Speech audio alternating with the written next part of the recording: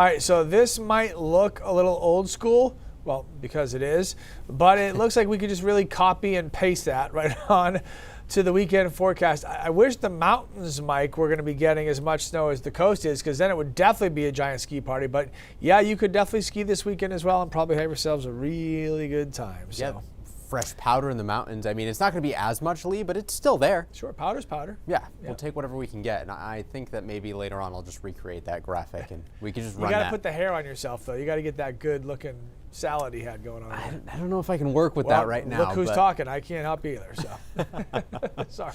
We've got a good snowstorm on the way, a big snowstorm on the way. This could be the biggest storm that we've seen the last few seasons, probably all the way back to 2017, March of 2017 for some spots. We've increased snow totals, wind gusts are up. We're talking about the potential for blizzard conditions, especially at the coastline. We'll get into all that, but first, take a look at where we've been for snow so far this season. Running below average, Portland, Bangor, and Caribou, but that is all about to change. Given the new forecast info, I wouldn't be surprised if some of these ended up slightly above average by the time we got into Sunday.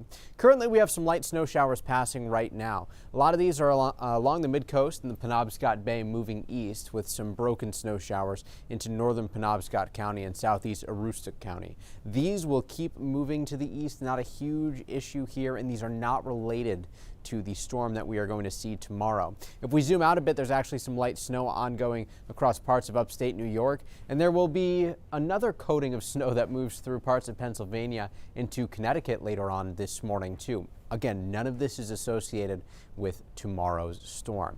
Let me break this down for you hour by hour here. Through the day today and into tomorrow, some light snow again expected throughout the day here or there. Mostly cloudy skies for the entire day. There might be some breaks of sun later this morning into the early afternoon, but I expect those to be pretty short-lived. By this evening, clouds begin to thicken back up out ahead of our storm system, and notice we'll start to see snow showers form just off the coast as early as about 8 or 9 o'clock this evening, and it's possible that some of these snow showers could actually end up getting pushed back onshore, which could be an early start to the snow across the entire coastline. But it's not until about 4 or 5 o'clock tomorrow morning where we actually see that storm bump far enough north to bring snow away from the immediate coast. However, a lot of us, especially south of Bangor, will be waking up to fresh flakes falling tomorrow morning, and this snow advances north quickly. By 10 a.m., we've got some heavy bands along the coastline. Inland areas only about 5 to 10 degrees, so this is very light, fluffy snow, but it's going to be coming down at a decent clip. So I think that travel issues begin tomorrow right around sunrise. Blowing snow will be an issue with this too. Snow continues into the afternoon and evening. Some of the heavier snow bands expected through the afternoon and evening. And by 8 o'clock, we still have snow falling everywhere. Temperatures themselves in the single digits and low teens. Again, light, fluffy snow, but a lot of it on the way. Things do begin to taper off around midnight on Sunday, and we will wrap up on Sunday morning. Take a look at the snow map.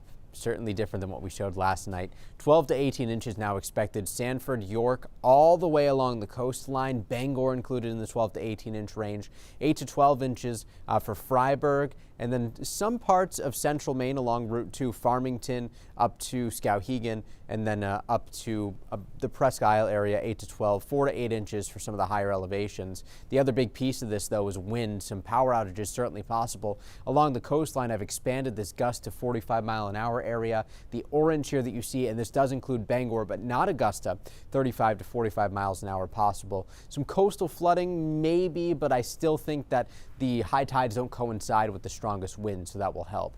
So here's a quick recap. Double-digit snow totals, very cold. We got to watch the wind chills tomorrow. Blizzard conditions possible, if not likely, with some outage concerns.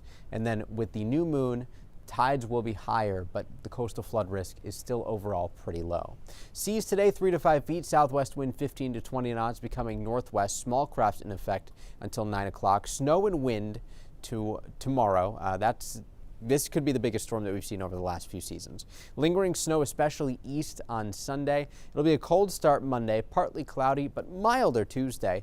Mild and cloudy on Wednesday. So Lee, it's pretty short-lived for the cold at least. We're back into the 40s for the middle of next week, and all signs point to warmer for February. yeah, those 40s will feel like 90s by the time it gets here. So, Yes. well, maybe not that much, but it's going to feel nice. All right, thank you, sir.